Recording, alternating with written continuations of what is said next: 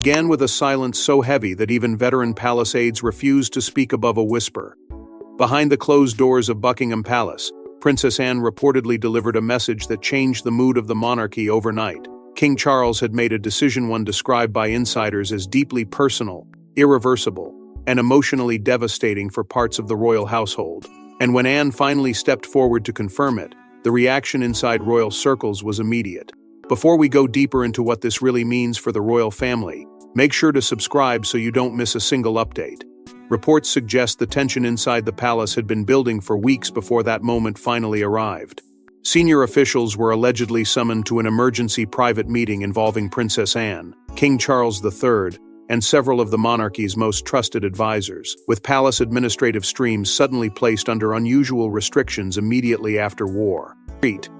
Even longtime staff members reportedly found themselves cut off from sensitive communications, creating an atmosphere many insiders later described as deeply unsettling. What truly alarmed royal watchers, however, was not simply the secrecy surrounding the meeting, but the emotional weight carried by Princess Anne herself. According to various interpretations of the events, Anne emerged from Clarence House appearing visibly emotional yet remarkably composed, as though she had accepted the burden of carrying out a responsibility no one else inside the royal family was prepared to face publicly. It is now whispered in the highest echelons of royal circles that King Charles personally authorized Anne to speak on his behalf because he understood the gravity of the moment and trusted no one else to communicate it with the same unwavering sense of duty.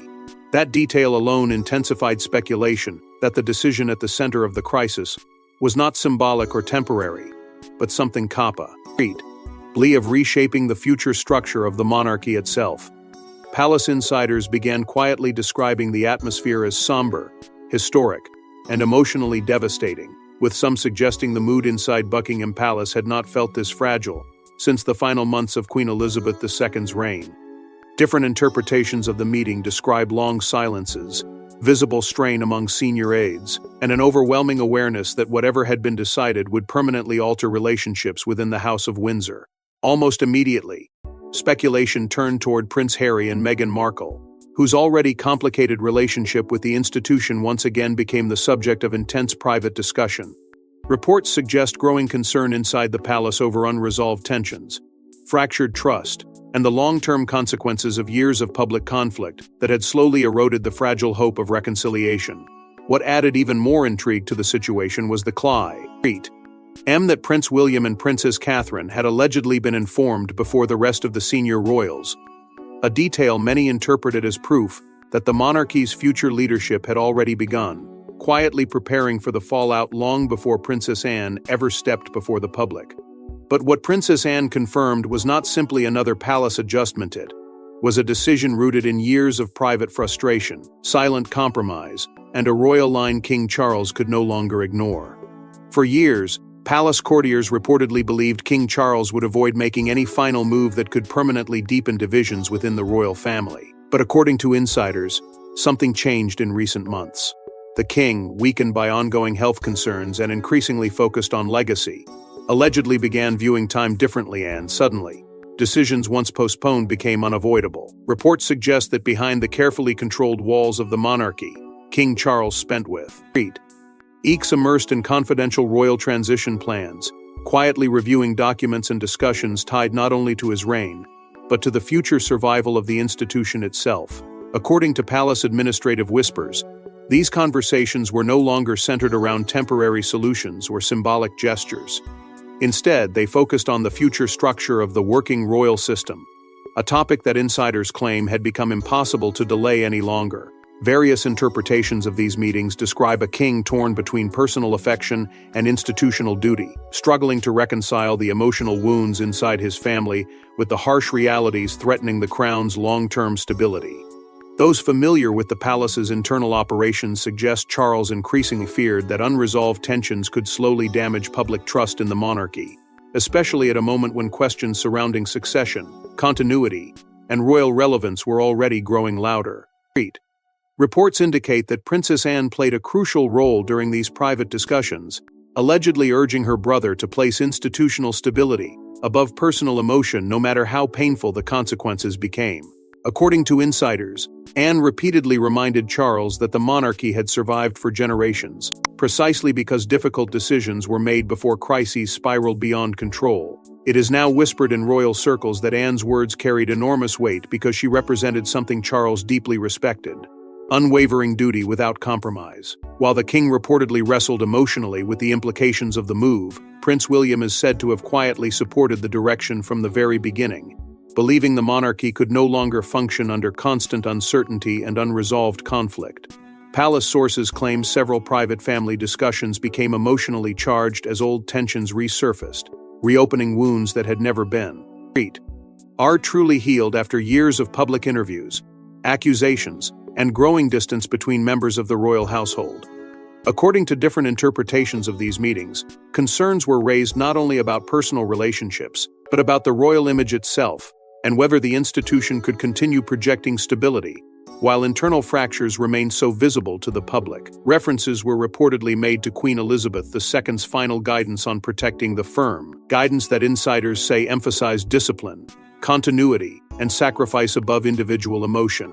In those moments, Princess Anne allegedly emerged once again as the monarchy's internal enforcer, the one figure trusted to carry out conversations others feared to confront directly.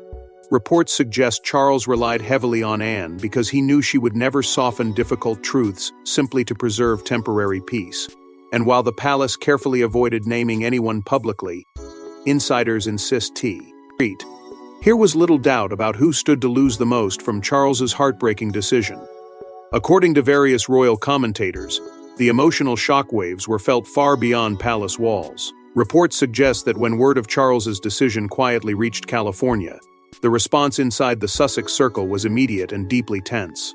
What had once been viewed as temporary distance from the monarchy now reportedly felt frighteningly permanent. Sources close to royal media circles claim Prince Harry had continued believing that some form of reconciliation with his father remained possible, despite years of public conflict, strained interviews, and painful accusations that had slowly fractured trust within the House of Windsor. According to insiders, Harry allegedly viewed the growing silence from Buckingham Palace not as a final rejection, but as a temporary period of emotional distance that could eventually be repaired through private conversations and time. But the atmosphere reportedly changed the moment Princess Anne publicly confirmed Charles's decision, because Anne's involvement carried a level of symbolism impossible to ignore inside royal circles. Unlike other senior royals who often attempted to soften tensions publicly, Anne had long been viewed as the monarchy's most uncompromising defender of duty and tradition. Her decision to stand at the center of this moment reportedly signaled to many observers that the palace was no longer interested in ambiguity, hesitation, or emotional compromise. Reports suggest Meghan Markle reacted with growing frustration behind the scenes, particularly over what insiders describe as institutional coldness from senior palace officials, who had allegedly become determined to close the door permanently on any future half-in, half-out arrangement involving royal duties or privileges. Royal commentators began speculating that the decision could affect everything from future ceremonial appearances to remaining honorar. Why associations tied to the Sussex name, intensifying fears that the emotional separation between both sides had now become institutional as well. According to various interpretations of the situation, the Sussexes reportedly felt increasingly isolated as years of unresolved conflict returned to dominate discussions once again. Commentators reference the explosive interviews, memoir revelations, and deeply public disputes that had gradually transformed family disagreements into global headlines, leaving scars many insiders believe never truly healed. At the center of it all stood King Charles himself, a father reportedly torn between emotional instinct and royal obligation. Reports indicate Charles struggled privately before giving final approval to the move, with some insiders suggesting the decision weighed heavily on him precisely because he understood the personal consequences it could carry for Harry. Yet despite the emotional burden, palace officials allegedly feared that continuing uncertainty would create even greater instability around the monarchy's future. According to those familiar with internal royal discussions, Prince William quietly viewed the move as painful but necessary, believing the institution could no longer survive while unresolved tensions continued hanging over the crown like a permanent shadow. Sources suggest William increasingly saw clarity, however difficult, as the only path capable of protecting the monarchy from years of ongoing distraction, and emotional turbulence. And as the emotional fallout continued spreading across both sides of the Atlantic, the atmosphere inside palace walls reportedly grew even more fragile, because many insiders believed the conflict had evolved far beyond a private family dispute. But behind the emotional headlines was an even larger fear growing inside palace corridors. Fear that the monarchy itself could appear unstable, unless somebody finally drew a permanent line. Few figures inside the monarchy committee. And the level of quiet respect that Princess Anne does. She rarely seeks headlines. She avoids emotional public performances. And yet, when the palace needed someone to confirm Charles's painful decision, it was Anne who stepped into the storm without hesitation. That alone told royal watchers just how serious the situation had become. Reports suggest that almost immediately after the internal decision was finalized, Princess Anne quietly assumed direct control over some of the monarchy's most sensitive communications, working behind the scenes with a level of authority that insiders described as both calm and uncompromising. According to palace administrative whispers, senior aides were instructed to follow an unusually disciplined communication structure, designed to prevent confusion, leaks, and conflicting narratives from spreading across the global press. What emerged during those tense days was something royal insiders allegedly began referring to as the Iron Resolve Doctrine, an unspoken understanding among senior royals that the institution could no longer afford emotional hesitation, while its long-term stability remained under pressure. Sources familiar with the situation claim Prince William worked closely with Anne behind closed doors, with both reportedly determined to present a united front, regardless of the emotional consequences unfolding privately inside the family. Various interpretations of these discussions describe a growing alliance between the future king and the monarchy's most battle-tested royal figure, built not on ambition or personal gain, but on a shared belief that the crown itself had entered a dangerous period of vulnerability. Royal historians quickly pointed toward Anne's decades of relentless service as evidence of why Charles trusted her so completely during the crisis.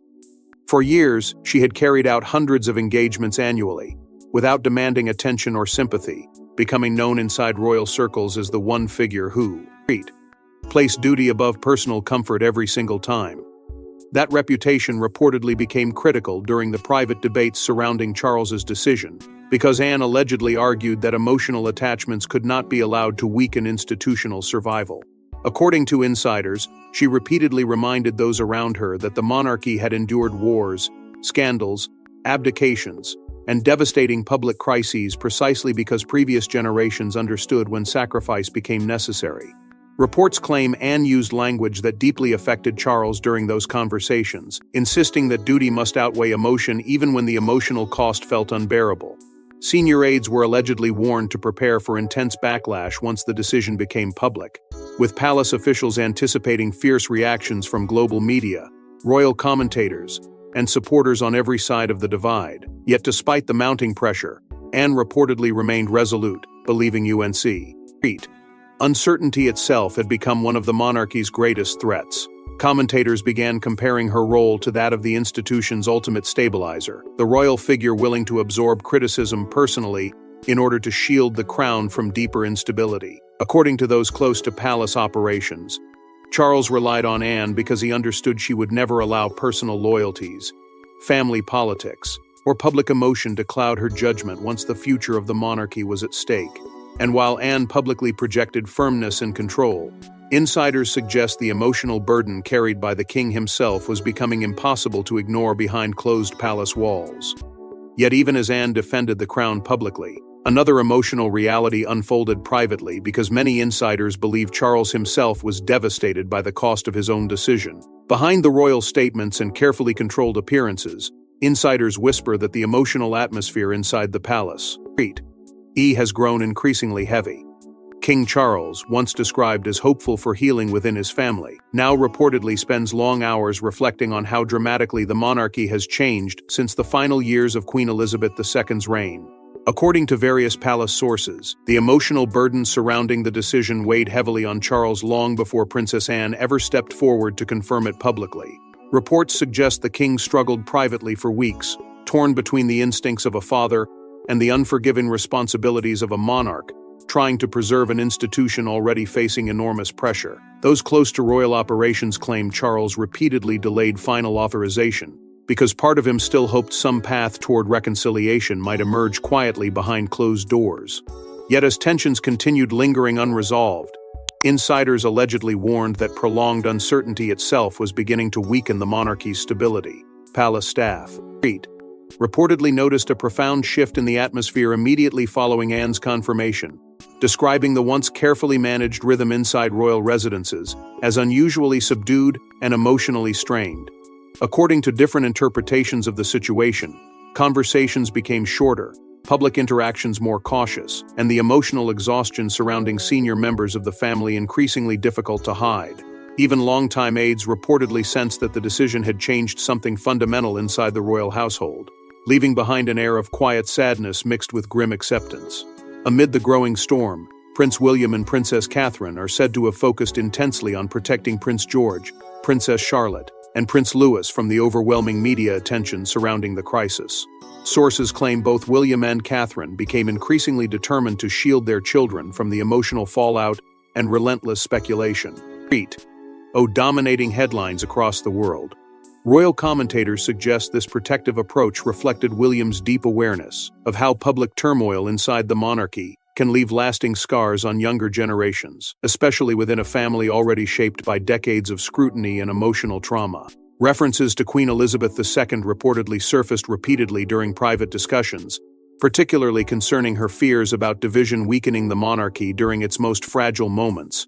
According to insiders, Charles often reflected on the final years of his mother's reign and the immense pressure she faced, while trying to preserve unity despite mounting tensions behind palace walls.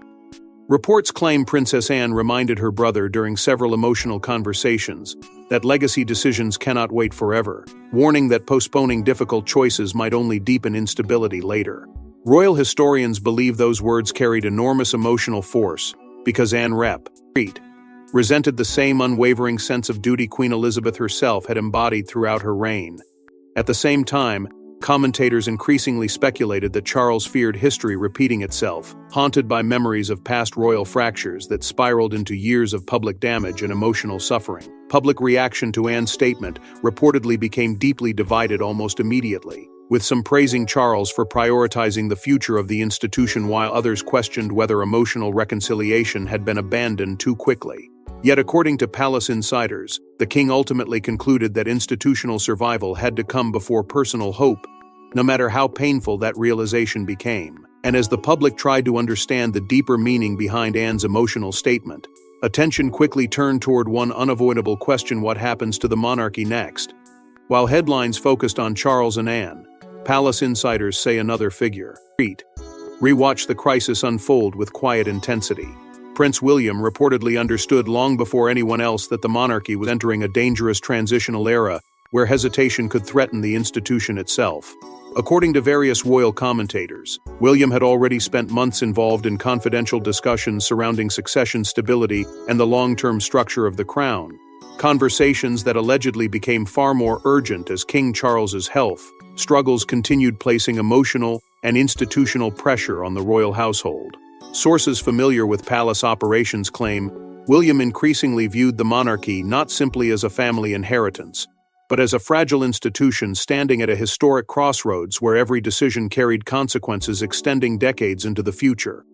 Reports suggest that while much of the public focused on the emotional conflict surrounding Harry and Meghan, William's attention remained fixed on citing the monarchy from a slow erosion of public confidence that insiders feared could become irreversible if uncertainty continued dominating royal headlines.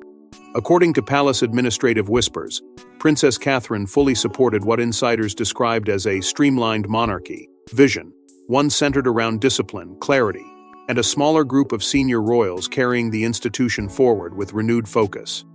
Different interpretations of these private conversations suggest Catherine believed stability and consistency would become critical in maintaining public trust during the monarchy's next era, particularly as younger generations increasingly questioned the relevance of royal institutions altogether.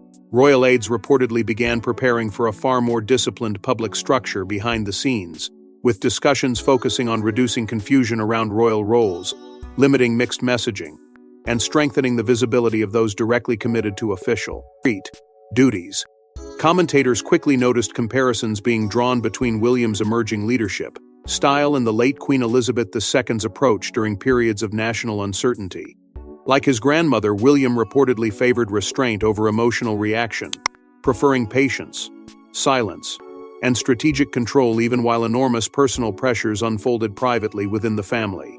Sources claim Princess Anne played an important role in shaping that mindset, allegedly encouraging William to remain calm publicly no matter how intense the emotional turbulence became behind palace walls. According to insiders, Anne repeatedly warned that future monarchs would face increasing pressure from modern media cycles, public division, and growing scrutiny over royal relevance, making emotional discipline more important than ever before. Concerns reportedly intensified inside the palace regarding public trust, particularly around whether the monarchy could continue projecting stability. While family fractures remain so visible across the world stage, reports suggest William became especially focused on shielding Prince George, Princess Charlotte, and Prince Louis from the emotional strain surrounding the crisis. Determined to prevent the next generation from growing up under the same emotional chaos that shaped so many painful chapters in royal history. Palace insiders believe William is already thinking several decades ahead, viewing every difficult decision today through the lens of what kind of monarchy his children may eventually inherit. According to royal historians, that long-term perspective increasingly explains why William appeared willing to support painful institutional choices despite the personal cost attached to them. Yet even as plans for the monarchy's future quietly solidified around him, the emotional fallout inside the House of Windsor continued spreading in ways no royal strategy could fully contain. But even as the future began taking shape, around William, the emotional aftershocks from Charles's decision continued spreading through every layer of the royal family. For years, royal officials worked tirelessly to project unity, even during moments of deep private conflict. But according to multiple insiders, Princess Anne's confirmation shattered whatever remained of that carefully maintained illusion. The divide inside the House of Windsor was no longer a rumor whispered behind palace walls. It had become impossible to conceal. Reports suggest that in the aftermath of Anne's statement, the emotional and operational distance between different branches of the royal family became more visible than ever before, with senior royals allegedly functioning in increasingly separate circles both publicly and privately.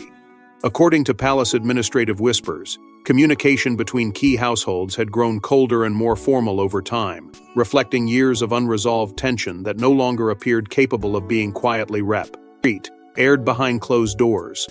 Media insiders claim the emotional fracture inside the monarchy now feels deeper than at any moment since the turbulent years surrounding Princess Diana, with many royal commentators describing the situation as a defining turning point for the modern crown itself. Sources close to the California Circle reportedly suggest Prince Harry has become deeply saddened by the growing emotional distance separating him from his father, particularly as King Charles faces mounting personal and institutional pressures.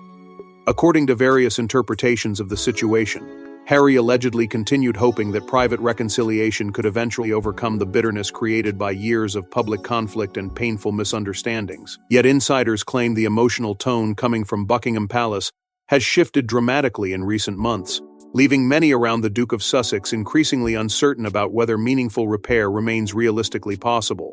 Meghan Markle, meanwhile, is said to view the palace structure itself as fundamentally unwilling to compromise, with reports suggesting she believes institutional preservation has consistently been prioritized over personal understanding. Royal commentators argue that this clash in perspectives may now represent the core tragedy at the center of the entire crisis. One side believing survival depends on adaptation and emotional openness, while the other remains convinced discipline and structure are the only things preventing institutional collapse. According to insiders, Princess Anne firmly belongs to the latter camp, allegedly believing unresolved conflict weakens the monarchy far more than painful clarity ever could. Sources claim Anne became increasingly convinced that allowing uncertainty to linger would only deepen public distrust and prolong instability for future generations of royals. At the center of the emotional storm stands King Charles himself, reportedly exhausted after years. Years of balancing private heartbreak with relentless public responsibility. Palace staff allegedly noticed growing signs of emotional fatigue surrounding the king as the pressure intensified, with insiders describing a monarch burdened not only by illness and duty, but by the painful realization that some divisions inside his family may never fully heal. Reports suggest strict internal discipline was imposed across royal households following Anne's confirmation, with aides instructed to prevent leaks and maintain absolute control over sensitive communications, as global media attention reached overwhelming levels. Royal commentators increasingly describe this period as a historic crossroads for the monarchy, one where every public appearance, every statement, and every silence carries amplified meaning. Public debate has also intensified dramatically, with supporters and critics divided over whether reconciliation remains possible or whether the monarchy has now crossed a line from which here can be no emotional return. Yet despite the heartbreak and growing tension, many insiders believe the palace sees this painful chapter as necessary for protecting the institution's future stability. And yet, amid the heartbreak, frustration, and silence, Princess Anne's message carried one final meaning that many royal watchers believe was impossible to miss.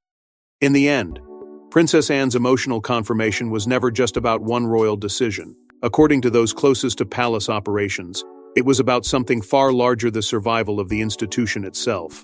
Because beneath the headlines, the tears, and the family tensions lies a reality the monarchy has feared for generations. The crown can survive public criticism, but it cannot survive uncertainty at its center. Reports suggest that behind closed palace doors, Anne framed King Charles's painful decision not as an act of punishment or emotional rejection, but as a final acceptance that duty must come before comfort. When the stability of the monarchy is at stake. According to insiders, that message became the emotional foundation of everything that followed. Palace officials allegedly believed the public statement was carefully designed to restore clarity, authority, and a renewed sense of direction after years of confusion, tension, and relentless speculation surrounding the future of the royal family. Various interpretations of the situation suggest the monarchy had reached a point where silence itself was becoming dangerous, allowing uncertainty to grow louder with every passing month. Supporters of the palace reportedly viewed Anne's intervention as a necessary moment of firmness intended to protect the crown from further emotional fragmentation, while critics argued the decision symbolized the widening emotional divide within the House of Windsor. Yet even many royal commentators who questioned the harshness of the outcome acknowledged that the institution appeared determined to move into a new era built around discipline, stability, and clearly defined responsibilities. According to palace administrative whispers, Prince William and Princess Catherine are expected to carry that vision forward in the years ahead, shaping a monarchy far more streamlined and strategically focused than the one inherited by previous generations. Sources suggest William increasingly believes public trust can only survive if the institution appears united, disciplined, and fully committed to service without distraction or ambiguity. Royal historians have already begun comparing this moment to other major Windsor turning points that forced the monarchy to redefine itself under enormous emotional strain. References to Queen Elizabeth II surfaced constantly throughout these discussions, particularly her lifelong belief that stability and service must remain stronger than personal hardship, no matter how painful the sacrifice became behind closed doors. According to insiders, Charles remained only conflicted even after the final decision was made, struggling privately with the reality that preserving the institution may have come at the cost of permanently deepening fractures within his own family. Reports claim there were moments when the king questioned whether history would judge the decision as necessary strength or heartbreaking failure. Yet palace sources insist he ultimately concluded there was no path forward that would spare everyone from pain. Princess Anne's role throughout the crisis has since been praised by supporters as loyal, fearless, and completely institution-first, with many royal watchers arguing that her willingness to shoulder public criticism revealed the depth of her commitment to protecting the crown above all else. And as the emotional dust slowly settles, insiders increasingly believe the monarchy has now entered an entirely new chapter, one shaped not by celebration or triumph, but by sacrifice, endurance, and difficult choices made in the shade of uncertainty. And as the lights dimmed across palace corridors and the weight of Charles's decision settled over the House of Windsor, one truth appeared to echo louder than ever before. In the monarchy, personal heartbreak may wound the family, but duty will always protect the crown. Thanks for watching. Please don't forget to like and subscribe, and we will see you in the next one.